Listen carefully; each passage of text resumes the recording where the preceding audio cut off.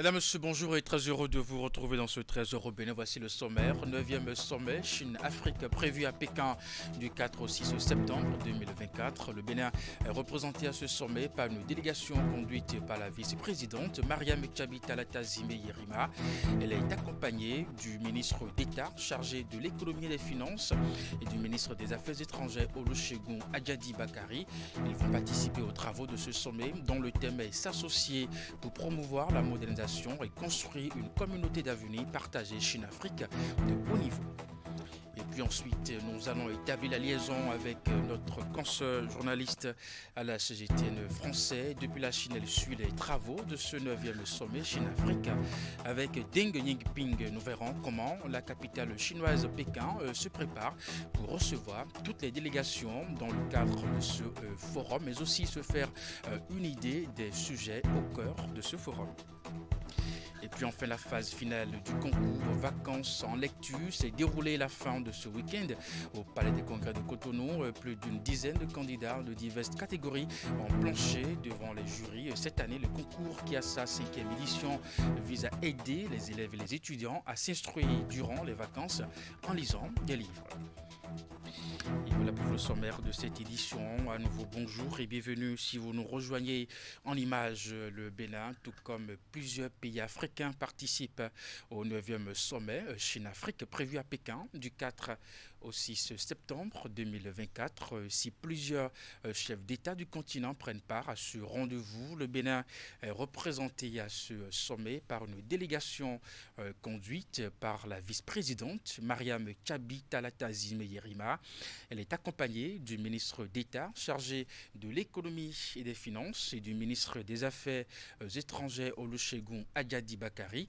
Ils vont participer aux travaux de ce sommet dont le thème est s'associer pour promouvoir la modernisation et construire une communauté d'avenir partagée Chine-Afrique de haut niveau. Ce forum va permettre de renforcer les liens de coopération entre la Chine et l'Afrique, mais aussi poser les jalons de nouveaux accords. Voici un extrait des premiers mots de la vice-présidente Mariam Tchabi Talatazime dès son arrivée en Chine. La relation entre la Chine et notre continent et le Bénin ne date pas d'aujourd'hui. Nous sommes très reconnaissants au peuple chinois pour l'attention accordée à notre pays. Et puis nous restons justement toujours en Chine dans le cadre de ce forum. L'ouverture est dans moins de 24 heures à Pékin. Nous sommes en liaison avec notre consoeur de la chaîne CGTN français, Deng Xiaoping, elle est journaliste. Et bien entendu, elle suit les travaux de ce 9e sommet Chine-Afrique. La ville de Pékin est sans doute au cœur national des pays africains. Alors dites-nous, Deng Xiaoping, comment la capitale chinoise Beijing se prépare-t-elle à recevoir toutes les délégations dans le cadre de ce forum? Tout d'abord, il y a la modernisation qui est inscrite dans le thème du sommet. D'autres grands sujets seront abordés lors des 4 réunions de haut niveau. Ils sont sur la gouvernance de l'État, l'industrialisation et la modernisation agricole, la paix et la sécurité, ainsi que la coopération de haute qualité dans le cadre de l'initiative La ceinture et la route. La bonne gouvernance, l'industrialisation, la paix, la sécurité, la coopération de haute qualité sont donc les principaux sujets du forum. Vous vous demandez peut-être ce que signifie la coopération de haute qualité. En effet, la Chine et l'Afrique ont développé de bonnes coopérations au fil des décennies. Mais il ne faut pas se contenter des résultats déjà obtenus. Avec les nouvelles technologies et tendances comme la transition verte, la Chine et l'Afrique peuvent envisager des coopérations mieux adaptées à la situation locale et à la tendance générale mondiale, notamment dans les énergies renouvelables. D'ailleurs, l'ordre du jour comprend la 8e conférence des entrepreneurs Chine-Afrique, ce qui montre que l'investissement et le commerce sont également des sujets d'intérêt pour les deux parties. Parfait. Alors dites-nous, avez-vous une idée du nombre de délégations attendues justement dans le cadre de ce forum? Je n'ai pas de chiffres exacts, mais hier, lors de la réunion des hauts fonctionnaires du FOCAC, les participants étaient plus de 300. Ils venaient des 53 pays africains ayant des relations diplomatiques avec la Chine, ainsi que d'une organisation régionale, l'Union africaine. D'ailleurs, le secrétaire général de l'ONU et des représentants d'autres organisations internationales seront présents à Beijing. On peut donc s'attendre à un grand rendez-vous international lors de l'ouverture du sommet du FOCAC. Et bien voilà, merci à vous Ding Yiping. Je rappelle que vous êtes journaliste, bien entendu la chaîne CGTN français. Vous suivez justement les travaux de ce 9e sommet Chine-Afrique. Je rappelle le thème s'associer pour promouvoir la modernisation et construire une communauté d'avenir partagée Chine-Afrique de haut niveau. Ce forum va permettre de renforcer les liens de coopération entre la Chine et puis l'Afrique. Retour à Cotonou à présent, les travaux de la première session de l'Assemblée consultative du Conseil national de l'éducation, bien entendu ont pris fin du 28 au 30 août 2024. Les acteurs de l'éducation ont fait un état des lieux du système éducatif béninois. Plusieurs résolutions ont été bien entendu évoquées de ces 3 jours d'assises. Estetofa Rachidi Soubirou pour les détails. Nous pouvons estimer que nous avons exécuté entièrement, pleinement et bien notre programme. La session prend fin. Nous avons exécuté toutes les activités qui sont prévues au programme. Nous pouvons dire que notre mission, nous l'avons accomplie. C'est sur cette note qu'ont pris fin les assises de la première session de l'Assemblée consultative du Conseil national de l'éducation. Une kyrielle de recommandations sont issues de ces assises qui ont réuni les acteurs des 3 ordres de l'enseignement. Assurer la mise à disposition d'enseignants qualifiés en nombre suffisant dans les 3 ordres de l'enseignement. Veiller à l'adoption en Conseil des ministres de la stratégie de renforcement des alternatives éducatives. Veiller à la réouverture des écoles normales d'instituteurs. Assurer à la mise en place d'un système intégré et inclusif des plateformes numériques des 3 ordres d'enseignement. Assurer la vulgarisation et l'application des tests relatifs aux déviances en milieu scolaire et universitaire. Au terme de cette session, les participants estiment que de plus beaux jours se dessinent pour le système éducatif béninois. Ça a été quand même une séance générale d'information et de mise à niveau au niveau des membres de l'Assemblée consultative. À la suite de ça, on peut dire que chaque membre de l'Assemblée consultative sait déjà ce à quoi s'en tenir, les défis majeurs à relever, les attentes et tout ce qui doit se faire pour que le système éducatif national puisse prendre un meilleur envol. Les différentes activités nous permettront d'améliorer. Surtout, vous voyez, ne serait-ce que le produit de l'éducation, qui est celui qu'on a vu en dernier lieu, c'est un élément important. Et lorsqu'on va l'améliorer, je crois que la répétition même de ce produit dans d'autres écoles serait une avancée terrible. Et je crois que c'est une lucidité, une clairvoyance du président du CNE d'avoir mis cette activité au programme. Les travaux se sont articulés autour de la thématique « État actuel du système éducatif béninois, bilan et perspectives à Cotonou ». Ils ont duré 112 heures. Et puis la phase finale du concours vacances en lecture s'est déroulée la fin de ce week-end au Palais des Congrès de Cotonou. Plus d'une dizaine de candidats de diverses catégories ont planché devant les jurys cette année. Le concours, qui a sa 5e édition, vise à aider les élèves et les étudiants à s'instruire durant les vacances en lisant des livres. Suivons ensemble le compte-rendu de la cérémonie. Face à un public attentif et sous le regard critique et admiratif du jury, plongent les candidats finalistes de la 5e édition du concours Vacances en lecture. Muriel espérait enfin pouvoir sortir avec elle. On est tous d'accord que personne ici ne lit pour s'énerver. Adolescents âgés de 17 ans en classe de seconde. 3 catégories, celles des juniors, des seniors et des adultes, sont mis à l'épreuve au cours de cette phase finale. Plusieurs critères, dont la prestance du candidat, la qualité du speech, la gestuelle pour tenir le public en haleine, sont évalués. L'objectif du concours Vacances en lecture, c'est d'abord d'occuper les élèves pendant les vacances à la distraction saine, qu'est la lecture. Et nous sommes à la 5e édition.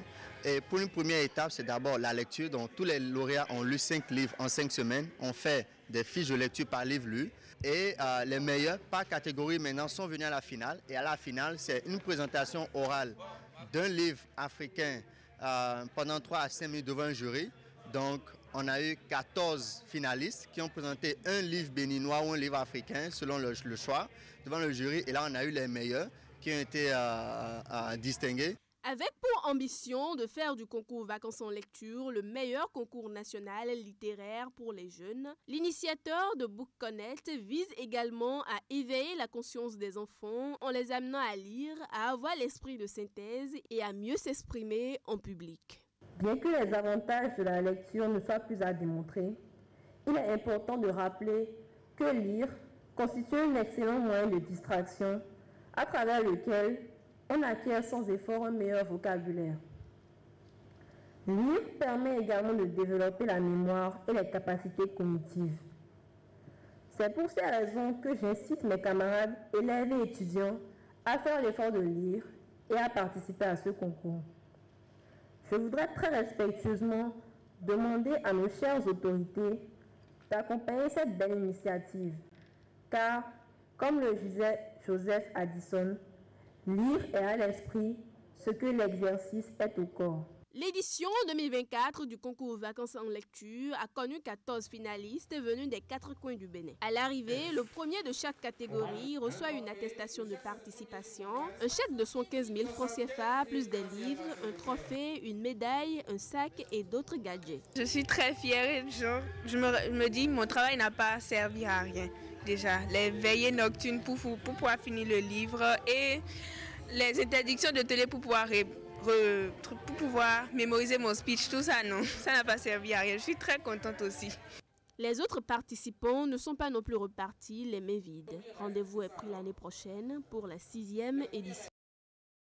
Dans la suite de cette édition, dans les départements du Mono et du Koufo, la direction départementale du tourisme, de la culture et des arts a sacrifié encore cette année à l'organisation des sorties découvertes à l'intention des meilleurs écoliers de la région au certificat d'études primaires, des sorties programmées sur plusieurs jours et qui ont permis aux enfants de voir de plus près quelques potentialités touristiques dont regorge le Bénin.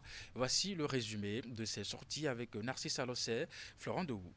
Qui sommes-nous? Nous sommes les meilleurs au secret 2024. C'est un voyage interactif pour ces enfants qui sont les meilleurs au certificat d'études primaires dans sa session de juin 2024 dans les départements du Mono et du Koufo. La direction départementale du tourisme, de la culture et des arts les emmène découvrir pendant une semaine quelques attraits touristiques.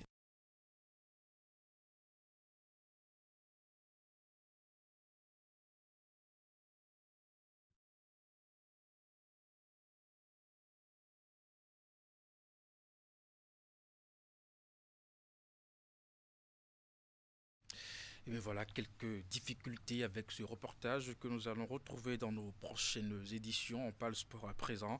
Après le championnat national scolaire tenu à Vancouver, place maintenant aux Jeux universitaires à l'université d'Abomey-Calavi. Justement, le directeur de cabinet du ministère des Sports et son collègue de l'Office béninois des sports scolaires et universités suivis d'autres cadres ont lancé la 11e édition de ces Jeux ce week-end écoulé sur le gazon synthétique de l'université d'Abomey-Calavi, qualificatif pour la phase nationale. Cette initiative du gouvernement entre dans le cadre de la promotion du sport national et de la révélation des talents. Suivez le reportage de Jules Eto présenté par Maël Lerobello.